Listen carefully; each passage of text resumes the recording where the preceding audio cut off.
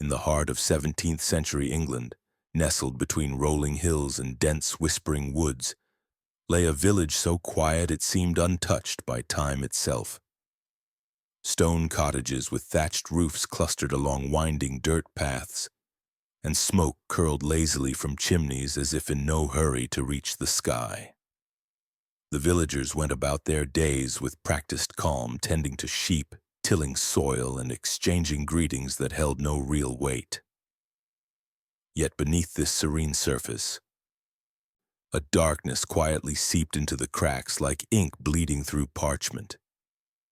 It was not the sort of evil that screamed or raged, but one that lingered behind the softness of smiles and the polite nods of neighbors. There was a woman, known in hushed tones only as the Milk Widow, a name spoken rarely, almost as a warning wrapped in mystery. She moved among them with the ease of one who belonged but carried a chill that no hearth fire could warm. To the casual eye, she was a simple caretaker, tall, pale, with eyes like empty wells and a smile too slow to reach her face. She was always seen with a bundle of infants in her arms, their cries muffled as though swallowed by some unseen force. The villagers whispered that every child she held was buried by spring, that life faded under her touch like a candle snuffed before its time.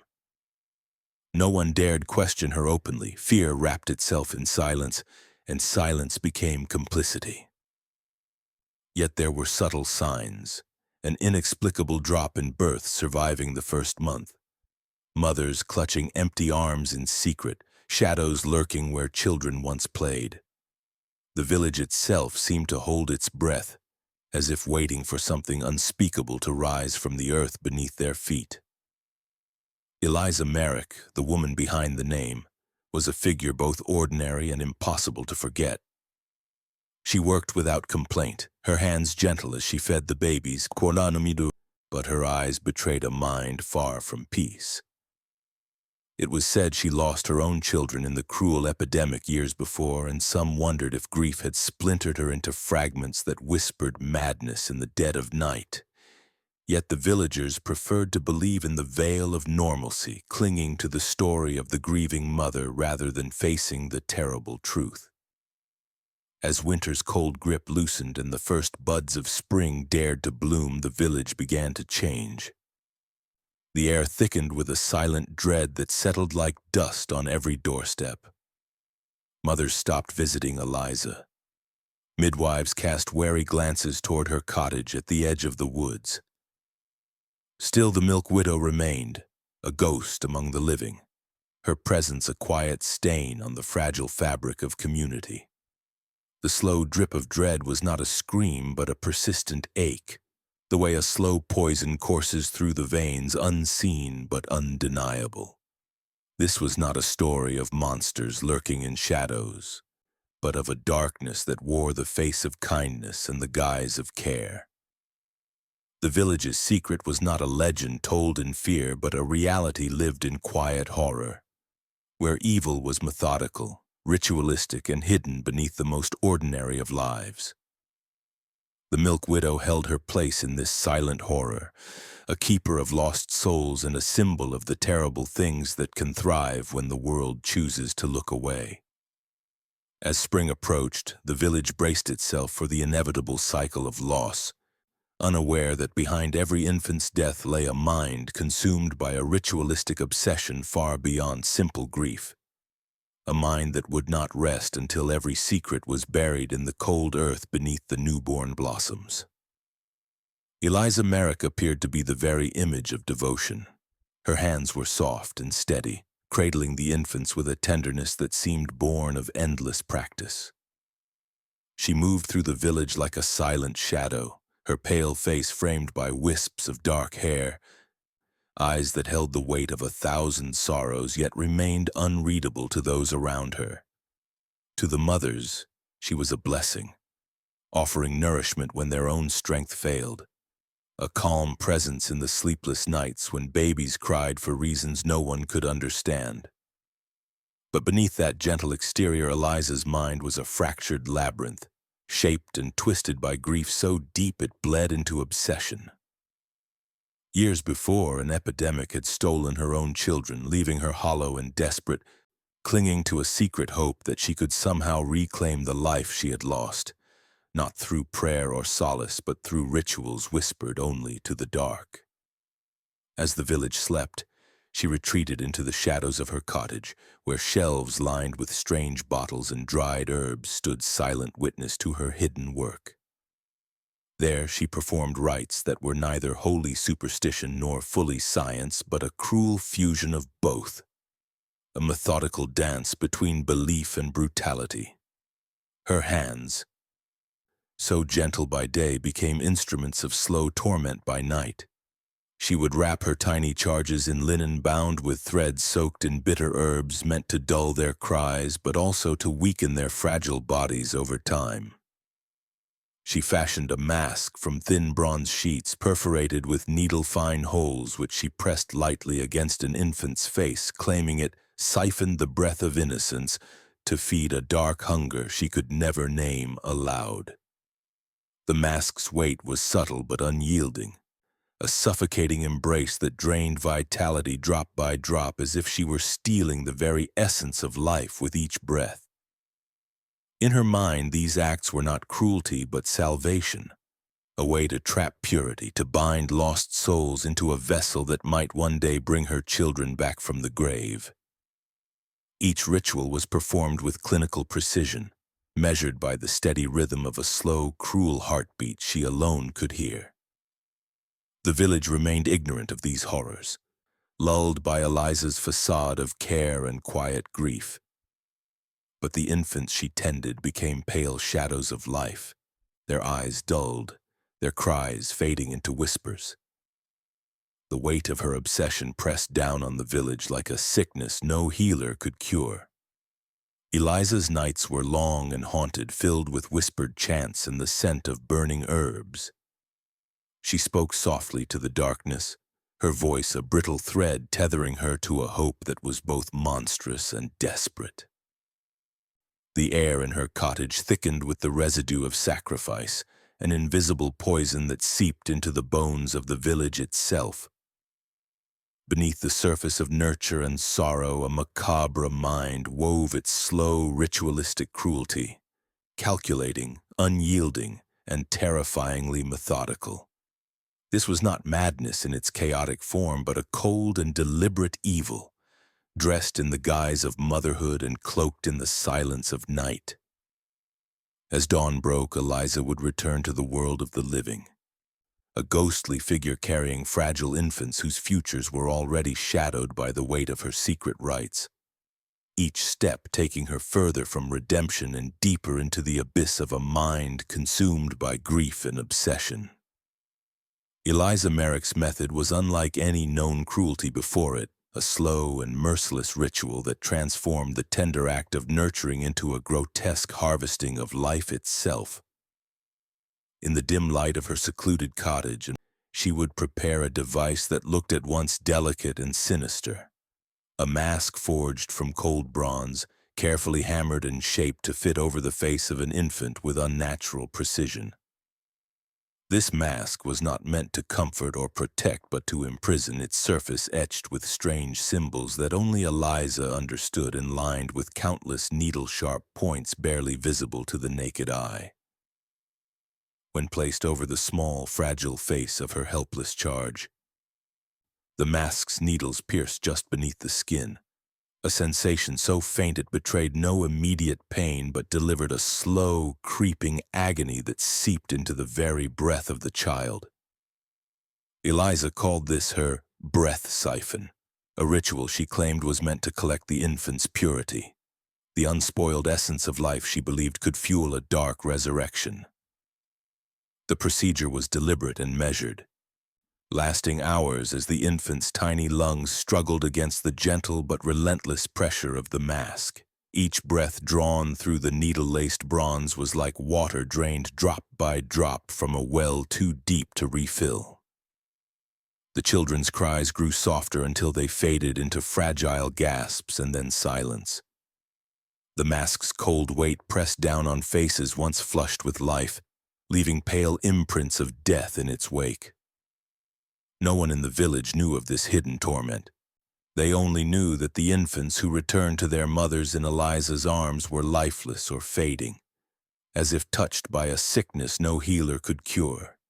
Eliza, in her fractured mind, believed she was performing salvation, a sacred taking of innocence that would one day bring her lost children back. The cruelty was not random or chaotic but methodical, a ritual steeped in a twisted logic born from grief and desperation.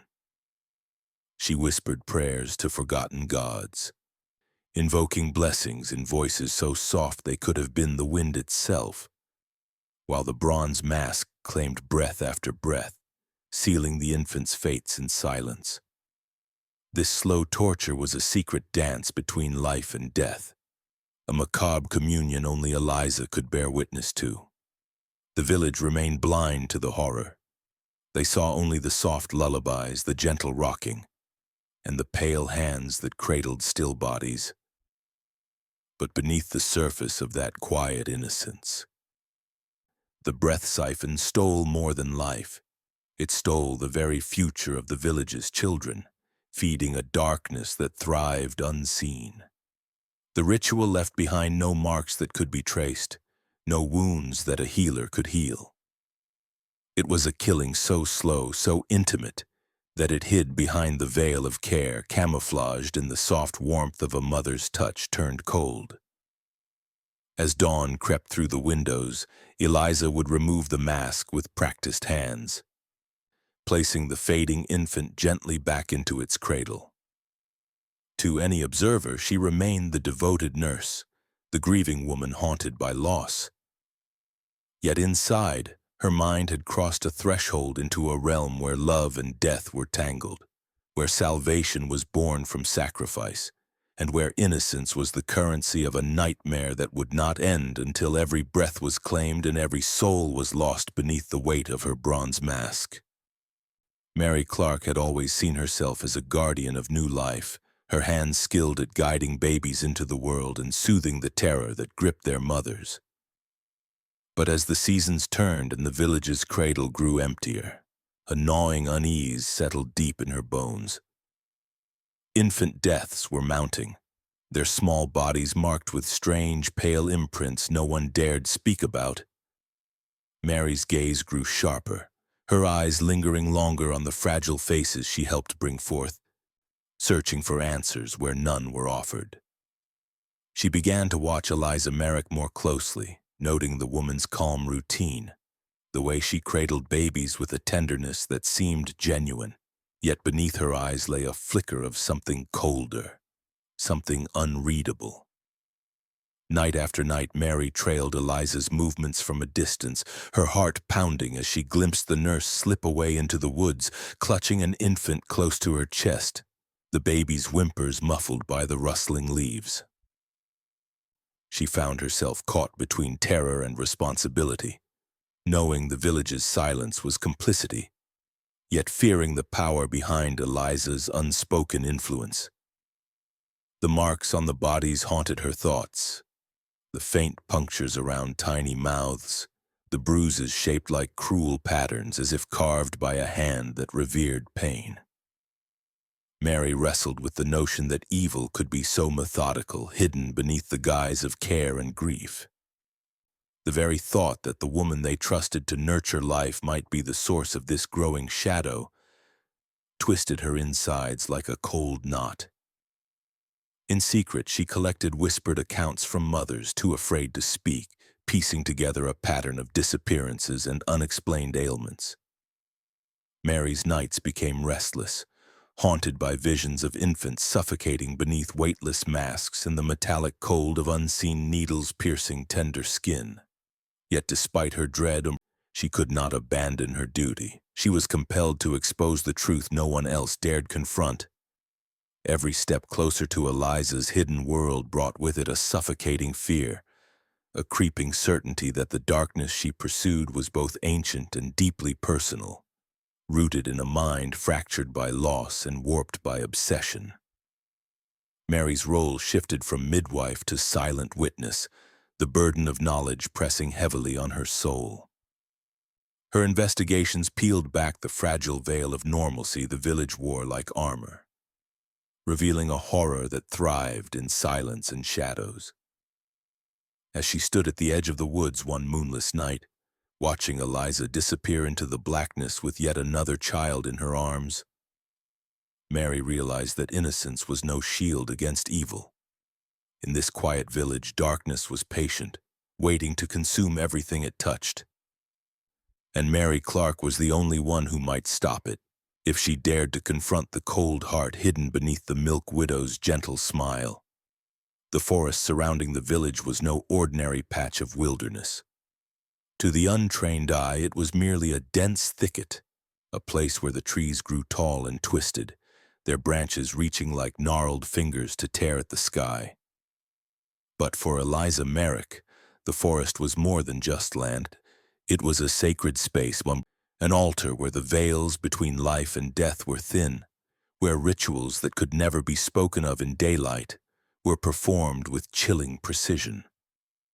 The trees here seemed to whisper, their leaves rustling in a language known only to Eliza, as if they had grown in tune with her madness, each one a silent witness to the horrors she conjured. At night, when the village slept under a blanket of false safety, Eliza would steal into the forest, carrying a child whose fate was sealed the moment she took them from their cradle. The moon, a pale witness in the sky, illuminated the clearing where Eliza's rituals took place.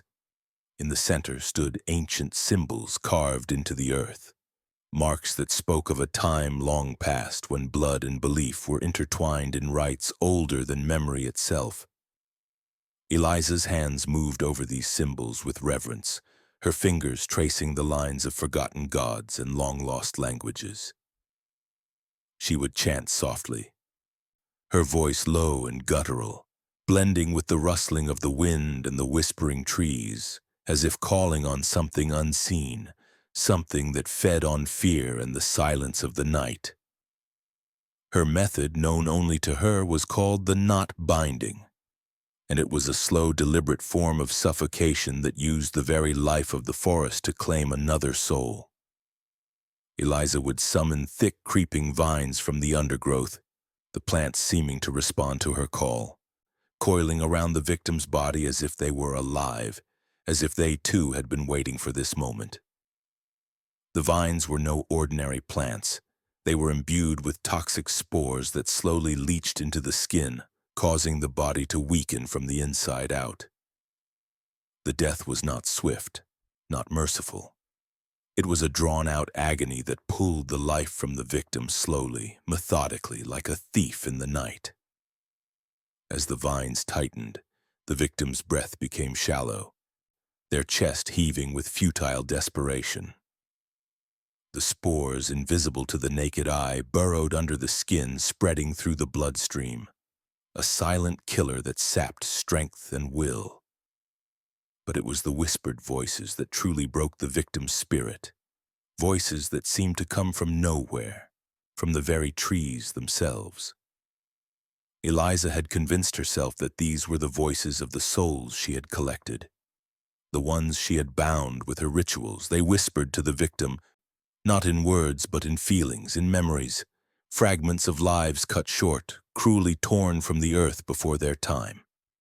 The whispers grew louder as the vines squeezed tighter, the last breath strangled by an unseen hand. Eliza stood over her victim, her face lit by the flickering shadows of the forest, her eyes reflecting a mixture of satisfaction and something darker, something that had long since passed the point of remorse.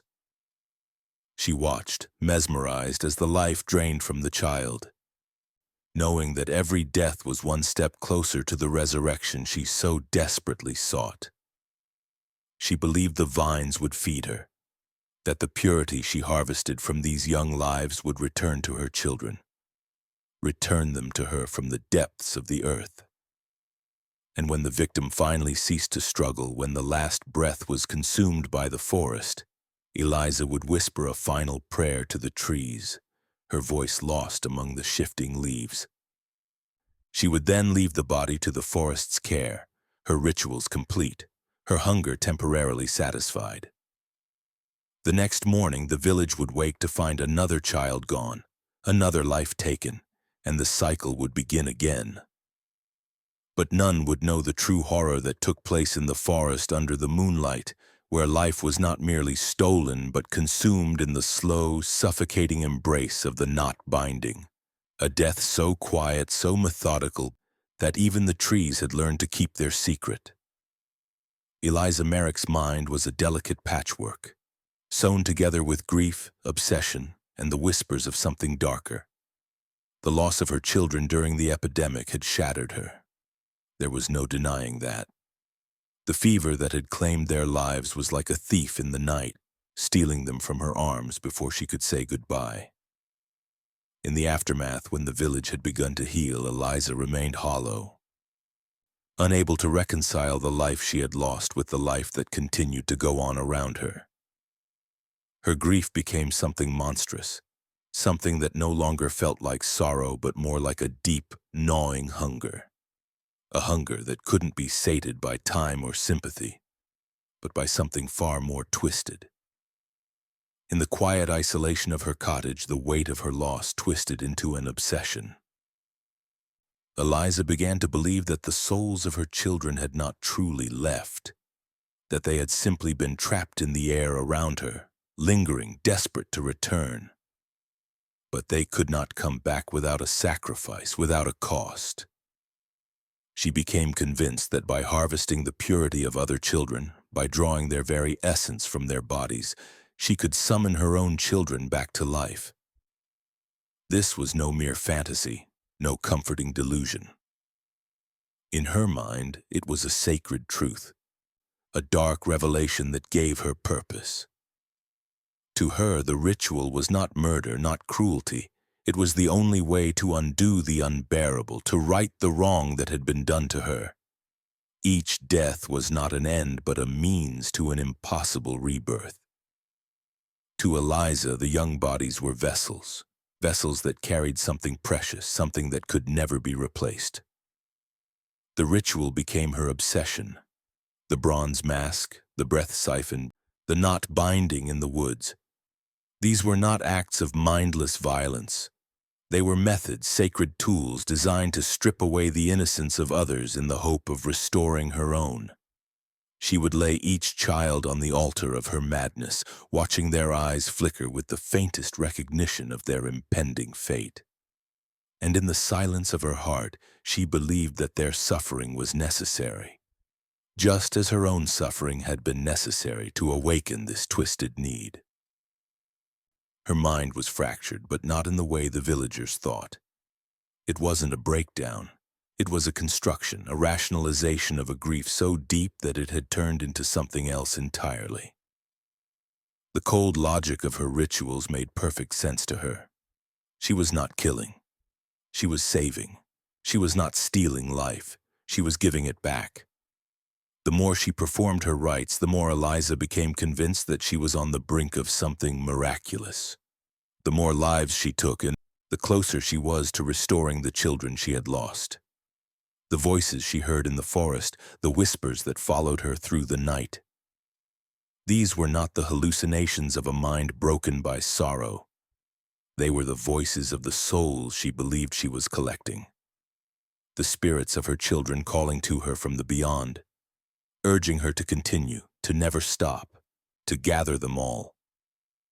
Each sacrifice brought her closer to the moment when her children would return to her arms, when the world would be set right again. It was the only truth Eliza had left, the only thing that could fill the aching void inside her. And so she continued methodically, relentlessly, driven by a belief so powerful that it overshadowed any trace of empathy or remorse. The village would never understand. They would never know that behind the soft smile of the milk widow, behind the calm demeanor of a woman who only wished to care for their children, there was a mind consumed by a grief so overwhelming that it gave birth to madness, a madness that would not stop until every child in her care was claimed, not by death, but by the promise of resurrection, a twisted, unholy rebirth that Eliza believed would bring her peace. Mary Clark had always prided herself on being a woman of duty, someone who held the balance between life and death in her hands with careful grace. But there were moments when the world tilted slightly, when her instincts whispered things too dark to voice. It had started with the children, their pale, lifeless forms, and the strange marks on their skin that no healer could explain. But it wasn't just that. It was the way Eliza moved, so serene, so perfectly unshaken by the things Mary couldn't ignore. Every time she saw Eliza's face, those wide, hollow eyes that never seemed to blink in the warmth of daylight, something deep inside her clenched with dread. And so, Mary began to watch. Night after night she observed the woman who held the village's trust so tightly. Eliza's movements, always silent, always careful, soon took on a new meaning. It was not the movement of a woman mourning, but of someone meticulously hiding something. One evening, long after the last of the village's lights had flickered out, Mary followed her. She knew where Eliza went when she left the comfort of her cottage, into the woods. And there, just beyond the reach of moonlight, Mary saw the outline of Eliza's movements as she performed another ritual, another sacrifice that no one could see and no one could stop. But that night was different. As Mary approached the cottage, determined to learn more, something in the air felt heavier. The door to Eliza's home creaked, a familiar sound now that was always accompanied by the village's hushed conversations. The door was unlocked. The cottage was eerily quiet, save for the rustle of something hidden beneath the floorboards, something that hummed with a strange energy. Compelled by a mixture of fear and duty, Mary entered the house, her heart pounding in her chest as the weight of her decision settled on her shoulders. The small home was far colder than it had ever been. The air smelled faintly of decay and something else, something earthy and sour, as if the land itself had been tainted by the very presence of Eliza's dark secrets. She crept toward the back of the cottage where the floorboards had begun to shift unnaturally over the years. There, hidden beneath the surface, was a trap door. It was a small thing, but as Mary's hands pried it open, a flood of cold air and a sickening scent poured into her nostrils. Below, the hidden chamber beckoned, like a crypt filled with the residue of some unholy act. Her breath caught in her throat as she descended into the darkness, and the room was cramped and damp, filled with shelves that lined the walls, each shelf holding jars, small and large, their contents preserved with a care that would make any healer shudder. Some were filled with what appeared to be dried herbs, strange leaves with jagged edges, their dark green color turning a sickly brown. Others contained twisted, dried skin stretched over bones like strange relics, grotesque in their preservation. But it was the jars that stopped Mary's heart, jars filled with tiny teeth, infant teeth, some jagged and broken, others pristine, all collected with obsessive precision. They were the teeth of those children, the ones who had disappeared, the ones who were never seen again, the ones whose parents whispered that their lives had been stolen before their time. The chamber was not just a place of storage, it was a place of ritual. The walls were marked with symbols Mary had never seen before, strange patterns that twisted into shapes too unnatural to be part of any known language, carved with a brutal hand into the very wood itself. The sight was enough to break her, to shatter the world she had always known. In the center of the room was a table covered in dark stains that Mary knew all too well. It was the blood of the children, blood that had been used in some kind of alchemical experiment, something far worse than any cure, any medicine. It was an offering that tied each life stolen to something far more sinister, something that had nothing to do with grief. As her gaze shifted, something caught her eye, a piece of parchment yellowed with age and stained with remnants of dark ink. The symbols on it matched those on the walls, the same twisted, unearthly script. Mary's hand trembled as she reached for it, feeling as though she were about to touch something cursed. As she unfolded the paper, her eyes scanned the words. To bring back the lost, to claim the innocent, to return life's essence. The ritual was clear. It was all here, laid out like an instruction manual for madness. Eliza wasn't just taking the lives of children. She was performing some kind of ancient alchemy, drawing life from the innocent to bring back the dead, to feed the dark hunger that consumed her. Mary stood frozen, her heart racing as the weight of what she had discovered pressed down on her. In her hand, she held the key to something too horrific to bear. The decision was now hers. Would she expose the evil she had uncovered, risking everything, her career, her safety, the lives of those she loved? Or would she walk away, allowing the darkness to continue its slow, creeping spread through the village? The chamber was silent, but in Mary's mind, the whispered voices of the dead seemed to echo from the walls.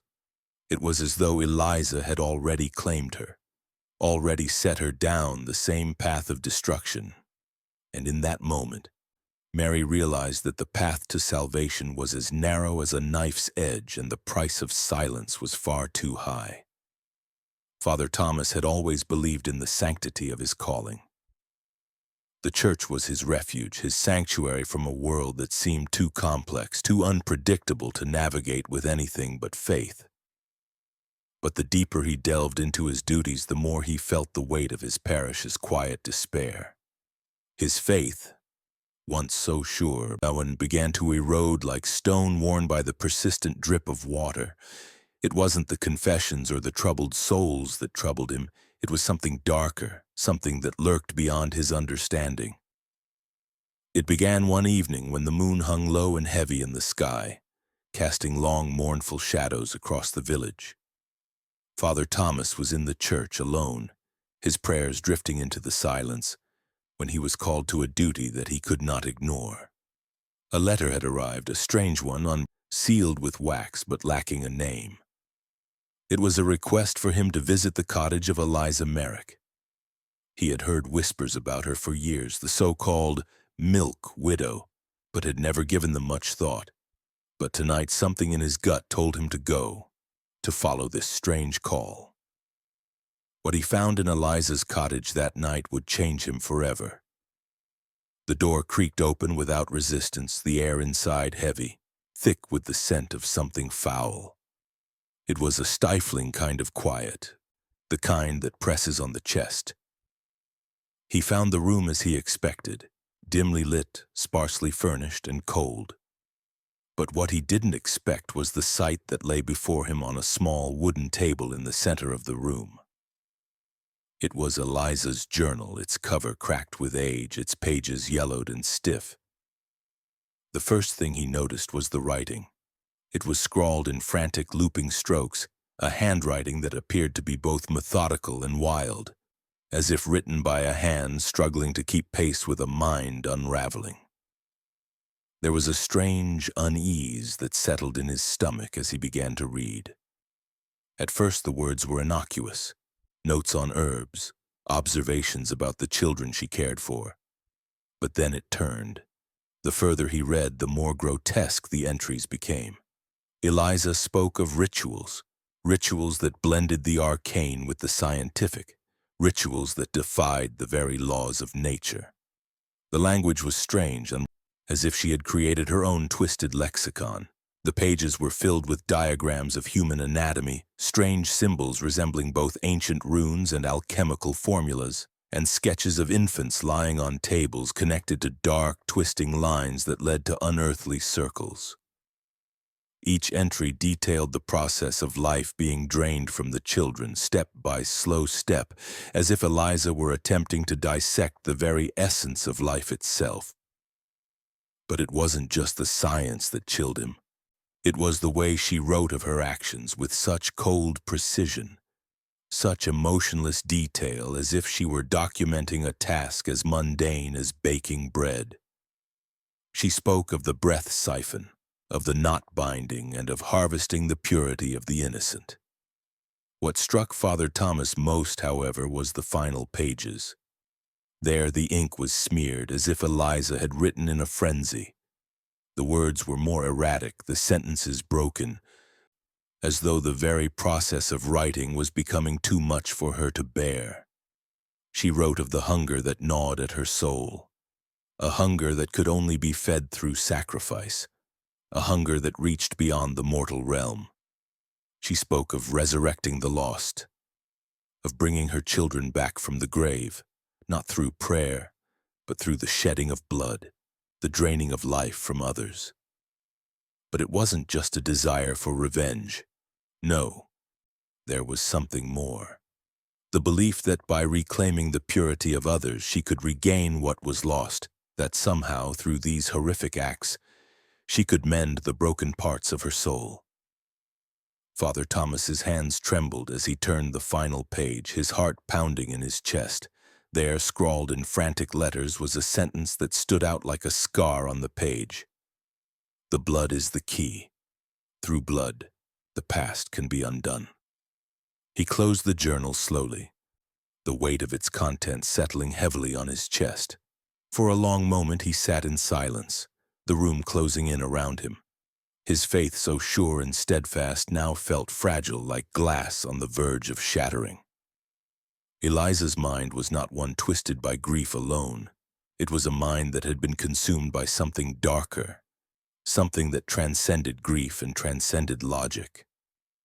It was a hunger, a supernatural drive that could not be reasoned with, and worse yet, it was a mind that wore the face of innocence. Father Thomas could feel the edges of his own faith starting to unravel. He was no longer sure of what was real, no longer sure of the world he had believed in. What was Eliza? A healer? A monster? Or something else entirely? Something born from the deepest recesses of a mind that had become both godless and driven by an unnatural force.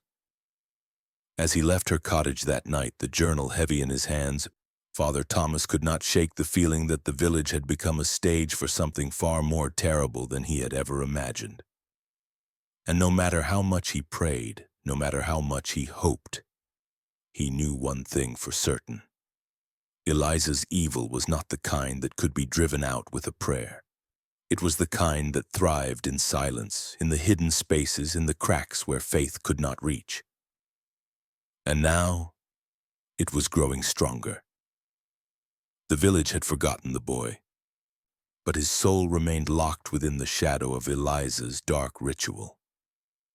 His name had been lost to the whispers of time, his family's grief replaced by the cold certainty that the child was simply another casualty of an epidemic, another poor soul claimed by illness. But the truth was far worse, much worse. Eliza had not just taken the boy's life, she had trapped him in a prison of terror, a prison designed not just to extinguish his breath but to capture his very essence, to twist his soul into an echo of its former self. The echo cage was a grotesque creation, a thing born from a mind that had long since forsaken the boundaries of humanity. It was a hollow wooden shell, roughly the size of a child, crafted with meticulous care, its exterior deceptively simple in design. But within, it was a nightmare, a thing that defied any attempt at logic or reason.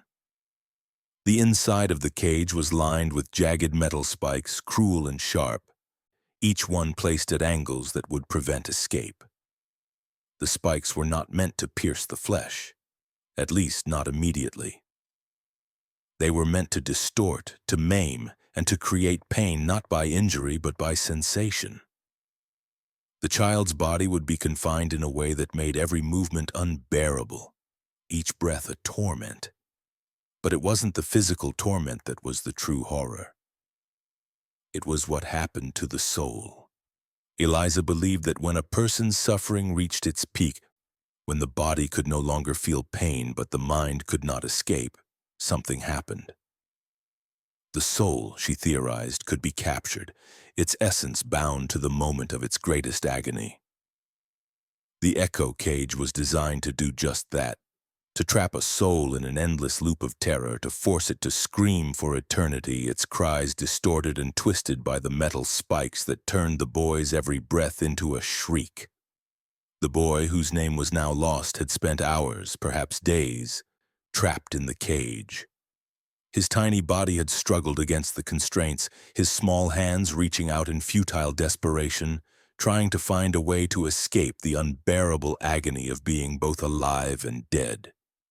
His mouth, still open in a soundless scream, was frozen in horror when they found him, his body preserved as if time itself had been halted by the sheer horror of what he had endured.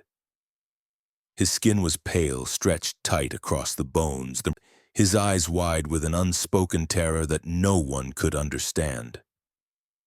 The echo cage had done its work too well. It had not just ended his life, it had stolen his soul. The child's spirit was caught in a prison that Eliza had created, a prison that could never be undone. When the body was found, it was brought to the village, and for a brief moment the people tried to make sense of the scene. But no one could comprehend the true nature of the boy's death. Not until Father Thomas came to the church with the journal, with the horrifying knowledge of Eliza's mind and her rituals. When he saw the boy's body, when he understood the horrors Eliza had inflicted, he could not bring himself to speak. What could be said? How could anyone explain the terror of a soul trapped forever in an endless echo, a scream that would never fade, never end? Eliza had always been methodical and calculating in her rituals. She had studied the texts, the ancient practices, and the forbidden knowledge that she had pieced together over years of research. But it was the boy in the echo cage that truly showed the extent of her madness. She had not just sought to bring back the dead. No, she had created a new form of suffering, one that bent time and space, one that turned the soul into something that could never be freed. The boy was the first, but he would not be the last. There were others, children whose names would never be known. Their souls trapped in Eliza's grotesque prisons, their bodies left to rot in secret chambers, their echoes filling the dark spaces between life and death. The village would never know the full extent of Eliza's cruelty. They would never understand the way she had twisted the natural order, how she had broken the laws of life and death in search of something that could never be attained. But Father Thomas knew. And as he stood there, staring at the boy's lifeless form, he knew that the evil Eliza had wrought was not simply the result of grief or obsession.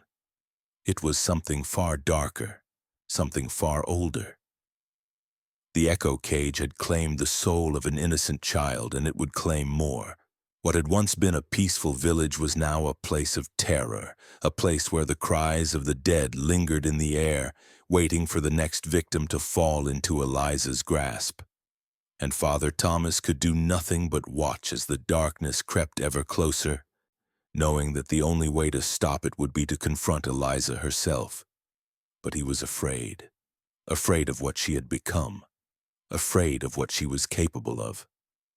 And as he walked away from the boy's body, his heart heavy with the knowledge of the horrors that had taken place, he knew that the fight for the village's soul was only just beginning.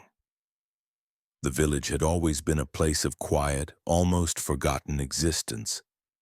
It was a place where the rhythm of life moved slowly, where time seemed to pass as steadily as the seasons. But that was before the darkness had begun to seep into its bones, before the veil of normalcy was stripped away, exposing the rot beneath. Mary and Father Thomas were no longer mere spectators to the horrors that had unfolded. The discovery of Eliza's journal, the revelation of her twisted rituals, had shattered something in both of them. They could no longer pretend that the village was untouched by the evil that lurked in its midst.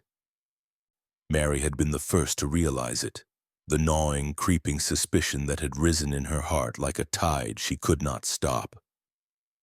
It had started with the missing children, the unexplained deaths, and the eyes of the villagers turning toward the horizon with a distant fear they couldn't name.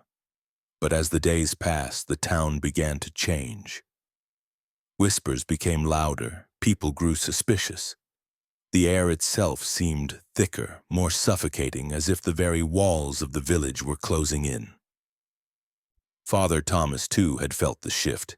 His once unshakable faith had begun to erode bit by bit as Eliza's rituals and her obsession gnawed at the edges of his understanding.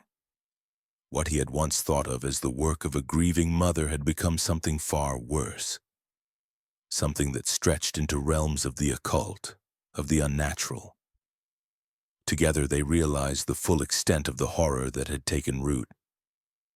But the knowledge was a double-edged sword. The more they uncovered, the less certain they became of the path forward. They had seen the boy in the echo cage. They had read the journal. They knew what Eliza was capable of. Yet as they tried to gather the courage to confront her, the village began to slip further into madness. Fear became the heartbeat of the place. It bled into every conversation, every glance. Children no longer played in the streets. Parents kept their children closer, their eyes darting toward every shadow, every unfamiliar noise. People spoke of the milk widow in hushed tones, her name hanging heavy in the air like a curse that could not be lifted. The hunt for her, for the woman they once trusted, became a nightmare in itself. There was no way to know who was on their side and who had already fallen under Eliza's spell. Was the butcher who smiled at them in the street a man or a mask? Was the baker's laugh genuine or hollow? Even Mary herself began to feel it, a creeping unease that made her question her own reflection. How much of herself had she lost to the terror? How much of her had been changed by the knowledge of what Eliza had done? Father Thomas could see it in her eyes. The fear, the doubt, the quiet unraveling of a mind pushed to its breaking point. But they had no choice but to move forward, to confront the evil that had taken root in their midst. They gathered what little courage they had left and ventured toward Eliza's cottage. Every step was heavy, like they were walking into a storm they could neither predict nor survive. The closer they got to her home, the more they felt the suffocating weight of the village pressing down on them, the strange quiet that seemed to follow them wherever they went. It was a silence that seemed to scream at them, to urge them to turn back before it was too late. But they could not turn back. They had seen too much. And the evil they faced was not something that could be ignored any longer. When they arrived at Eliza's cottage, it was empty. The door was ajar, the air still and cold. Mary's heart pounded in her chest, the sound so loud in her ears it threatened to drown out everything else. They stepped inside, the silence almost unbearable. The house felt wrong, like a place abandoned by time, as though it no longer existed in the world they knew. There was no warmth, no life, just the chill that seeped into their bones. In the corner of the room was a table, cluttered with the remnants of Eliza's rituals, fragments of dried herbs, old candles, and symbols scrawled on pieces of parchment. The walls were marked with strange symbols, symbols Mary recognized from the journal. They were not just marks of grief, they were marks of possession, of a mind consumed by something far beyond the ordinary. The cottage, once a place of comfort, now felt like a tomb. The air was thick with something that tasted like death. Father Thomas felt his legs grow weak beneath him, but he couldn't look away. He couldn't stop himself from reaching for the journal that lay on the table, its pages already yellowed, its secrets so dark it seemed to burn the air around them. As his hands trembled over the journal, Mary's voice broke the silence. "We have to stop her, Father," she whispered, the words heavy with fear. Father Thomas nodded, though his heart felt as if it were being squeezed from the inside. He knew they had no choice. The village was unraveling. The fear had taken root in every heart, every home. Eliza's evil had spread far beyond the walls of her cottage. The question that lingered, the question that burned in both their minds was one they had yet to answer. Could true evil hide in plain sight forever? Would they be able to stop it before it consumed them all? The hunt for the milk widow had begun, but it was no longer just about her. It was about saving a village that had already started to rot from the inside. And with every passing moment, it felt like they were already too late. The final confrontation came swiftly, as inevitable as the slow turn of a clock's hands toward midnight. Father Thomas and Mary had gathered what little resolve they had left, driven by a shared knowledge of what had to be done.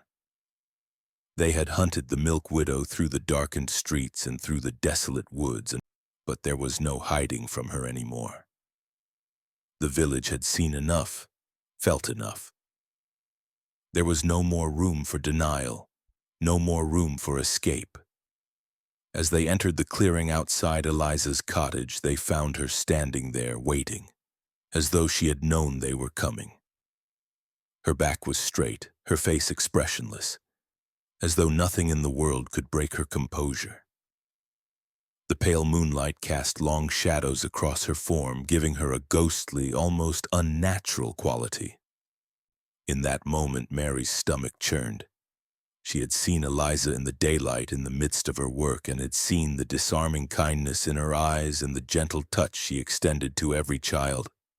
But tonight, there was nothing gentle about her. There was nothing human about her. Eliza turned to face them, her eyes dark and hollow, the weight of years of torment and ritual resting upon her shoulders.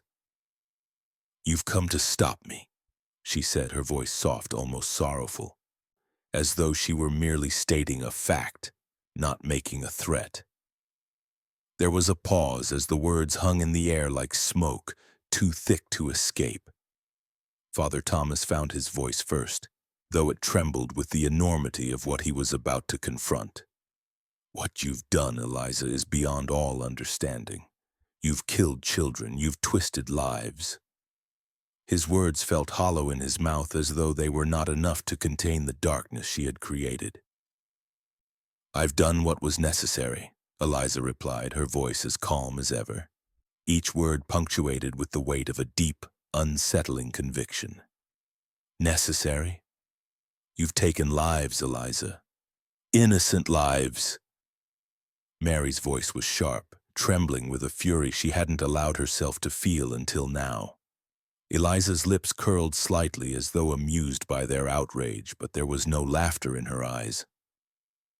"It's not just about taking lives, it's about saving them," she said, the words rolling from her tongue as if she were imparting a sacred truth. "I am bringing them back. I am making them eternal." She stepped forward, her movements deliberate, almost hypnotic. She didn't seem mad. No, she was too controlled, too calculating for madness. It was as though she had taken a step beyond that, into something darker, something almost supernatural. "What do you mean?" Father Thomas asked, his voice barely above a whisper, as if he feared the very answer. Eliza tilted her head slightly, her eyes never leaving him. "You wouldn't understand," she said, "but I'll tell you if you must know." She drew a breath and continued. "For years I've sought the way to bring my children back, not just to see them once more, but to keep them, to preserve them, to take their souls and make them eternal." Her voice lowered as she spoke, as though sharing a secret too powerful to be revealed in the daylight. "The ritual, it requires a vessel, a body capable of containing many souls at once, a vessel that can carry the essence of life and death.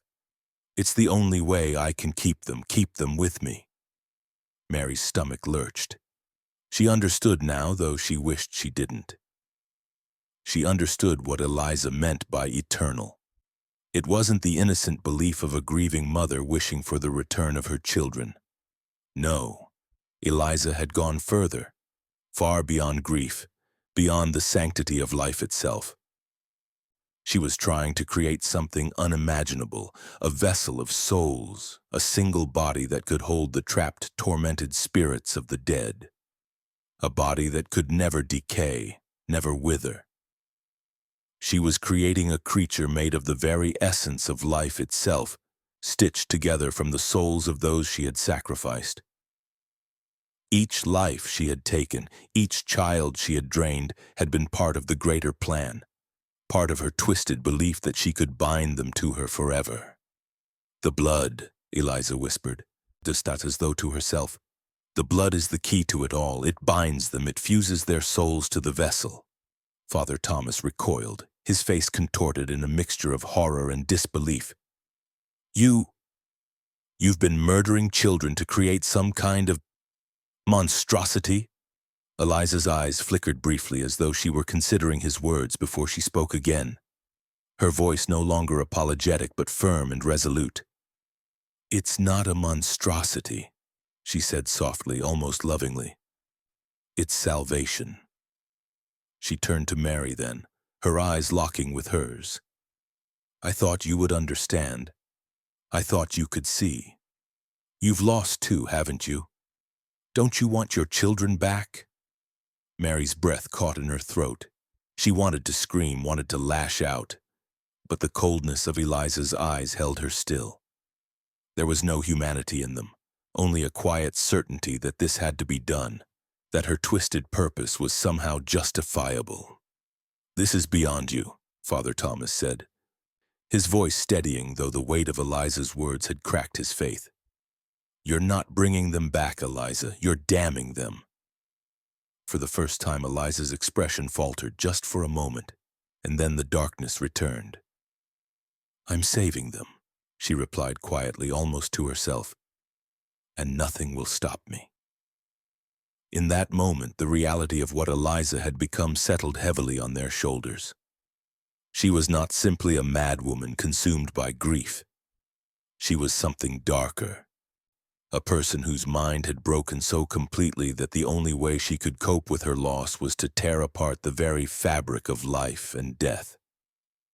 She had crossed a line that no one could return from, and she would stop at nothing to complete the ritual she had started. The village was already lost. And the two of them, Father Thomas and Mary, were now caught in the suffocating grip of a darkness so deep it seemed to swallow everything whole. The last rite had begun. And there was no escaping it now.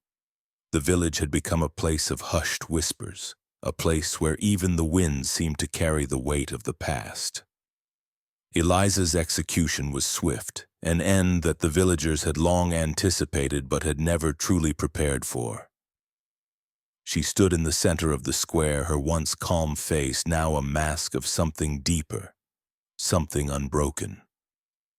The crowd gathered, their faces filled with a mixture of fear and curiosity, unsure of what to expect, as if the very air around her might crack and reveal the horrors she had hidden. When the executioner's axe fell, it was not the finality of her death that haunted them. It was the question that lingered like a dark cloud. How much of the evil that had festered within her could truly die with her? Eliza's body was left to rot in the public square, a grim reminder of the atrocities she had committed. But it was not her death that would haunt the village. It was what came after. The remains of the children, once forgotten, were unearthed from the secret graves that had been scattered across the village.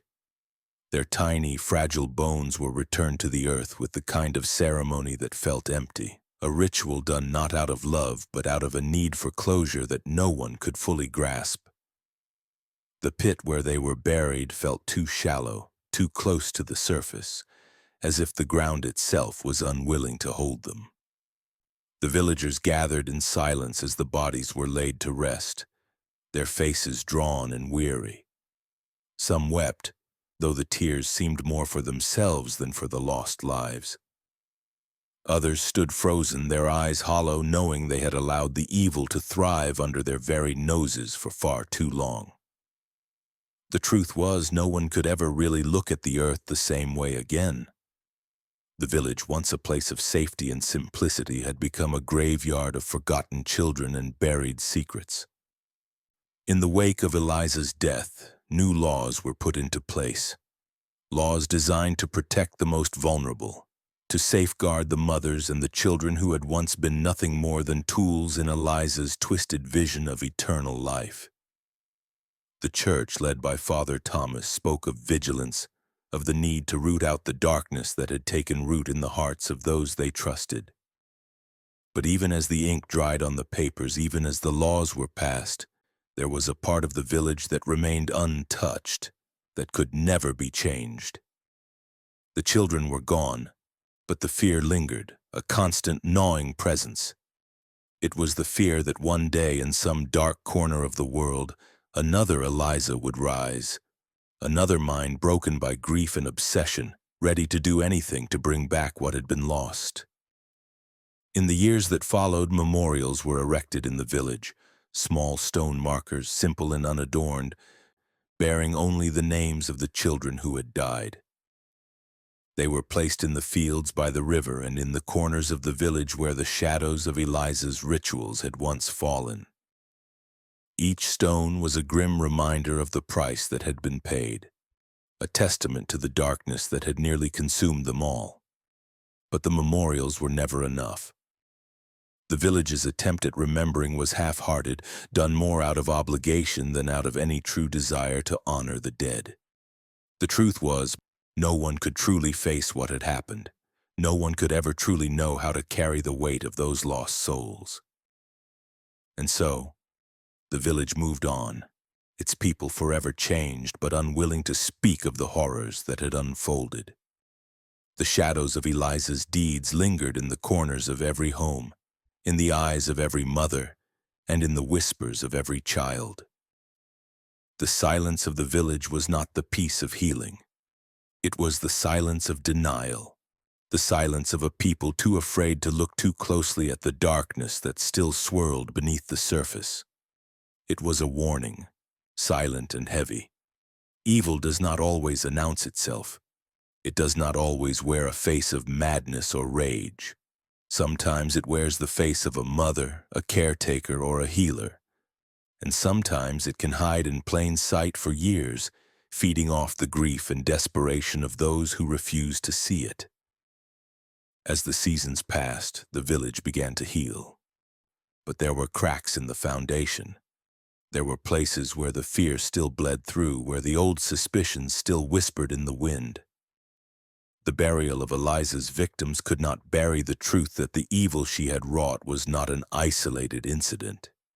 It was not something that could be exorcised with the swing of an axe or the turning of a law. It was a reflection of something deeper, something that thrived in silence, in secrecy. And as the village returned to its quiet, steady rhythm, the truth remained. Evil does not die. It simply waits, and it thrives in the shadows, ready to rise again. The village had buried its secrets, but the secrets had not been put to rest. They would remain there, just beneath the surface, a reminder that even the most peaceful places can hide the darkest of evils.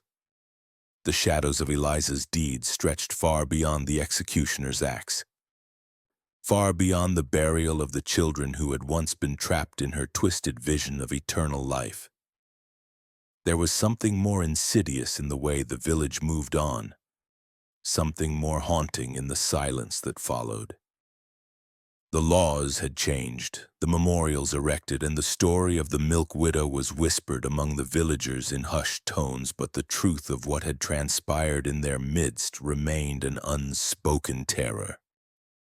The question that lingered in the air, unanswered and unsettling, was simple.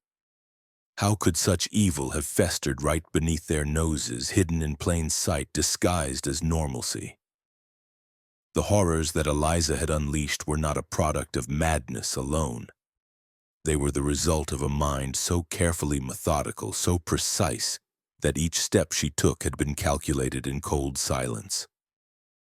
The terror had not been born in a single moment of rage or grief. It had been crafted over time, cultivated in the quiet hours of the night, and protected by the very mask of innocence that Eliza had worn so effortlessly. It was the slow, creeping nature of her evil that made it so terrifying. Evil does not announce itself in the way that we expect. It does not scream or claw at the surface or demand to be seen. No, evil wears the skin of normalcy. It hides behind the most mundane of faces, the face of a mother, a caretaker, or a neighbor, and it feeds on the denial of those around it. It is the whisper that goes unnoticed, the hesitation that no one speaks of, and the moments when the mind chooses to look away instead of confront the truth. And so Eliza's terror thrived. It thrived in the silence of the village, in the eyes of the mothers who trusted her, and in the arms of the fathers who never questioned the oddities that crept into their homes. It was a terror that grew, unseen and untouchable, until it was too late, until it had already consumed the very souls of the children it claimed. The horrifying truth was that no one had seen it coming, not because they couldn't, but because they chose not to. They chose to believe that such things did not happen in their world, in their village, or in their home. Evil doesn't need to hide behind a mask of grotesque features or sinister smiles. It can be buried deeper than that. It can be hidden in plain sight beneath the most unassuming exterior. And that was Eliza's greatest victory, not her ritualistic killings, not her twisted soul-stealing rituals, but the fact that she had made everyone around her believe that she was just like them, just another woman with a heart full of grief. And the real horror of it all was that, in the end, the village never truly acknowledged how close they had come to the abyss. The people moved on, as people often do when faced with horrors too deep to comprehend. The laws had been adjusted, the rituals had been buried, and the stories of the Milk Widow became little more than legends. But legends are born from truth, and the truth had never been buried. It was hidden, yes, buried beneath layers of denial, but it still lived in the hearts of those who had seen her for what she was. It lived in the minds of those who had unknowingly turned a blind eye, who had chosen to believe that evil could never truly touch them. The silence that had fallen over the village was not peace. It was the silence of a people too afraid to look at the truth. The silence of a community that had buried its dead without ever acknowledging the cost. And the real tragedy was that Eliza's evil did not end with her death. It lived on in the way people ignored the darkness around them. It lived on in the way they chose to look the other way, in the way they tried to erase the memory of what had happened, as though doing so would make it disappear. But evil does not disappear. It lingers in the corners, in the cracks between the walls, and in the quiet spaces where no one is looking. And it waits. It waits for the next moment of denial, the next lapse in attention. Because evil thrives in the spaces we refuse to acknowledge, in the places we pretend don't exist. It waits in the silence where no one speaks the truth, and no one dares to confront the darkness that is hiding in plain sight. As you listen to this story, ask yourself, what evil is hiding in your world, in the places you walk every day? What horrors are lurking just beneath the surface, waiting for the right moment to rise? Evil doesn't need to roar to be heard. It doesn't need to show itself in monstrous forms. It only needs us to remain silent, to look away, to pretend it doesn't exist. Because when we choose to ignore it, when we allow it to thrive in the silence, we become complicit. And then, just like the village that buried its secrets and its dead, we too will pay the price. The shadows of Eliza's deeds will always remain. They will always echo in the silence. And the question is, will we hear them before it's too late?